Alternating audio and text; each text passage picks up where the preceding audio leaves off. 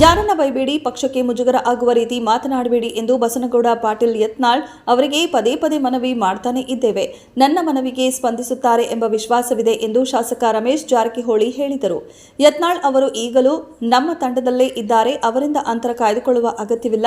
ಮಾತಿನ ಭರದಲ್ಲಿ ಏನೇನೋ ಮಾತನಾಡುತ್ತಿದ್ದಾರೆ. ಅವರು ಯಾರಿಗೂ ಕೆಟ್ಟದ್ದು ಬಯಸುವ ವ್ಯಕ್ತಿಯಲ್ಲ ಎಂಬುದು ರಾಜ್ಯದ ಜನರಿಗೆ ನಾನು ತಿಳಿಸಲು ಮಾತನಾಡುತ್ತಿದ್ದೇನೆ ಎಂದರು. ಬೆಂಗಳೂರಿನ 2ನೇ ಅಂತಾರಾಷ್ಟ್ರೀಯ ವಿಮಾನ ನಿಲ್ದಾಣವನ್ನು ಕನಕಪುರ ರಸ್ತೆ ಅಥವಾ ನೆಲಮಂಗಲ ಕುಣಿಗಲ್ ರಸ್ತೆ ಎರಡರಲ್ಲಿ ಒಂದನ್ನು ಅಂತಿಮಗೊಳಿಸಲು 3 ದಿನ ಕೇಂದ್ರದ ತಂಡ ಪರಿಶೀಲನೆ ನಡೆಸಲಿದೆ ಎಂದು ಸಚಿವ ಎಂಬಿ ಪಾಟೀಲ್ ಹೇಳಿದ್ದಾರೆ.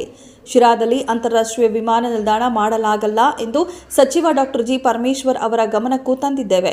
ಬೆಂಗಳೂರಿನಿಂದ 50 ಕಿಲೋಮೀಟರ್ ಒಳಗೆ ಮಾಡಬೇಕು. 150 ಕಿಲೋಮೀಟರ್ ದೂರದಲ್ಲಿ ಮಾಡಿದರೆ ಬೆಂಗಳೂರಿನ ಜನರಿಗೆ ಅನುಕೂಲ ಆಗುವುದಿಲ್ಲ. ಜೊತೆಗೆ ಯಾವ ಕಂಪನಿಯೂ ಅಲ್ಲಿ ವಿಮಾನ ನಿಲ್ದಾಣ ಮಾಡಲು ಮುಂದೆ ಬರುವುದಿಲ್ಲ ಎಂದು ಹೇಳಿದರು.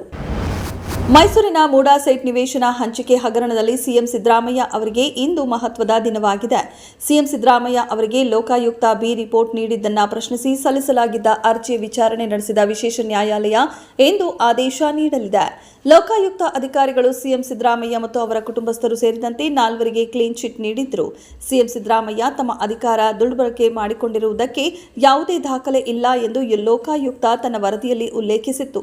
ಲೋಕಾಯುಕ್ತ ವರದಿಯನ್ನ ಲೋಪದೋಷಗಳನ್ನು ಉಲ್ಲೇಖಿಸಿ ಅರ್ಜಿದಾರರಾದ ಸ್ನೇಹಮಯಿ ಕೃಷ್ಣ ಆಕ್ಷೇಪಣೆ ಸಲ್ಲಿಸಿದರು. ವಿಚಾರಣೆ ನಡೆಸಿದ ನ್ಯಾಯಾಲಯ ಇಂದು ತನ್ನ ಆದೇಶ ಪ್ರಕಟಿಸಲಿದೆ. 2034 ವೇಳೆಗೆ ಒಂದು ರಾಷ್ಟ್ರ ಒಂದು ಚುನಾವಣೆ ನಿಜವಾಗಲಿದೆ ಎಂದು ಉತ್ತರ ಪ್ರದೇಶ ಮುಖ್ಯಮಂತ್ರಿ ಯೋಗಿ ಆದಿತ್ಯನಾಥ್ ಹೇಳಿದ್ದಾರೆ. ಒಂದು ರಾಷ್ಟ್ರ ಒಂದು ಚುನಾವಣೆ ಬಗ್ಗೆ ಸಾಮೂಹಿಕ ಜಾಗೃತಿ ಅಭಿಯಾನ ನಡೆಯಬೇಕು. ಈ ಕುರಿತು ಟೀಕೆಗಳಿಗೆ ಇದು ನಮ್ಮ ದೇಶ, ಒಂದು ರಾಷ್ಟ್ರ ಒಂದು ಚುನಾವಣೆಯ ರಾಜಕೀಯ ಸ್ಥಿರತೆಯನ್ನ ಪ್ರಯೋಜನಕ್ಕಾಗಿ ಎಂದು ಹೇಳಿ ನೀವು ಈ ಉತ್ತರವನ್ನ ನೀಡಿ ಸಾಮೂಹಿಕ ಜಾಗೃತಿ ಅಭಿಯಾನವನ್ನ ಮುನ್ನಡೆಸಿದ್ರೆ 2034 ಹೊತ್ತಿಗೆ ಏಕಕಾಲದಲ್ಲಿ ಚುನಾವಣೆ ನಡೆಯುವುದು ನಿಜವಾಗಲಿದೆ ಎಂದು ಆದಿತ್ಯನಾಥ್ ತಿಳಿಸಿದ್ದಾರೆ.